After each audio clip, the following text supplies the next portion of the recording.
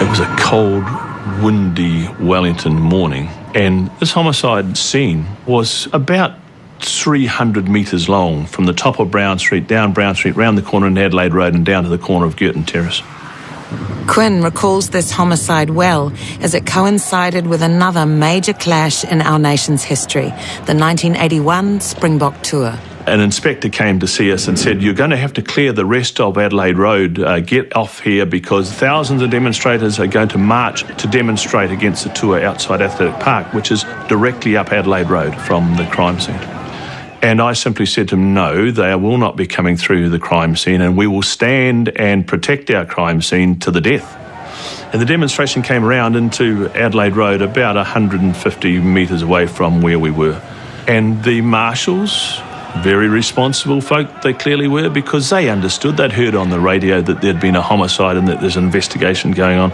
And they corralled their entire demonstration over onto the footpath, and they marched about 2 or 3 wide down the footpath, a great big snake of a demonstration past our crime scene, and didn't disturb us at all. The dead man was well known to police, none other than local mob president Lester Epps, from the gang pad just around the corner. There was more to this murder than met the eye. Brown Street itself was just awash with glass. We divided up the street into 10 areas, and we searched each area and we picked up all the glass that was in there, and that was named glass from area 1. We then seized the exhibits from the next area, looked for anything obvious. There was Epps's blood and other body tissue lying in the middle of the road, and then just swept the place spotlessly clean, and eventually we had Brown Street as clean as it had ever been in its entire history. At the bottom of Brown Street was an old ambulance. The Mongrel Mob's van crashed into a lamppost. Lester Epps had been keeping watch in the van that night before he was attacked. The windows were smashed and there was blood, weapons and clothing fibres throughout the wreckage. This was clearly good evidence, because if we can find an offender whose jersey matches the fibre in the broken window of the ambulance, this is fairly good evidence that he was there at the time that Epps was being attacked inside the ambulance. Back at the station, detectives sifted through the fragments of glass, matching evidence from the van to evidence from the street, building a picture of what had happened on Brown Street that night. The investigation uncovered that the Eastern Suburbs Rugby League club, who drank in the Tramway Hotel, were in constant tension with the Mongrel Mob that also drank in the same pub. The Mongrel Mob had apparently dealt to one of the league players' cars that was outside the Tramway Hotel. So the league players decided to get their own back and mount a bit of a campaign against the Mongrel Mob. Before dawn on Saturday morning, the team met up at the hotel car park with weapons, determined to exact a bit of street justice. Get him, boys.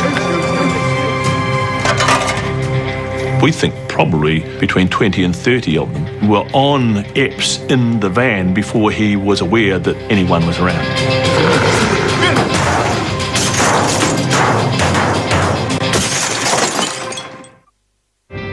After Mongrel Mob president Lester Epps was left for dead in the middle of a main road, detectives were faced with reconstructing the violent events, piece by tiny piece.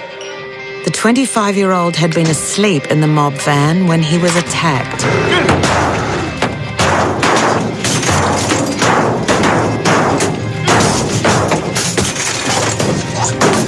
He's let the handbrake off and tried to steer the ambulance down the road. And the very last lamppost in the street, it hits it, and so it can't go any further. So he's being chased down the street by his attackers.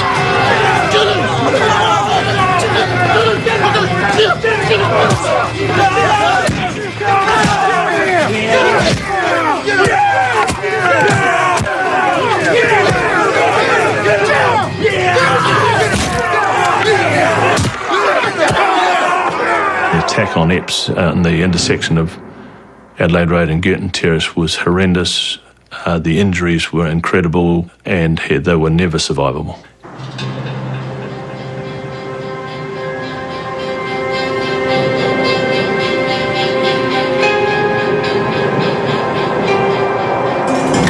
Evidence began to mount up.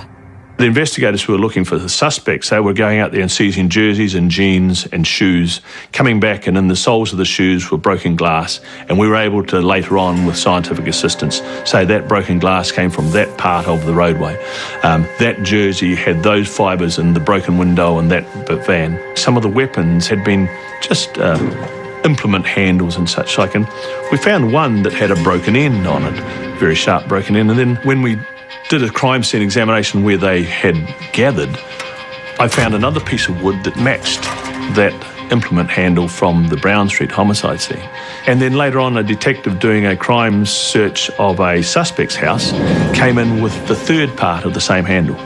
So he was struggling to explain why that part of a handle in his bedroom, part at the gathering point, part of it inside the homicide, it sort of like put him right in the box seat. There was no escaping the evidence from this thorough scene examination, and 11 members of the League Club were convicted of manslaughter and sent to prison for 18 months.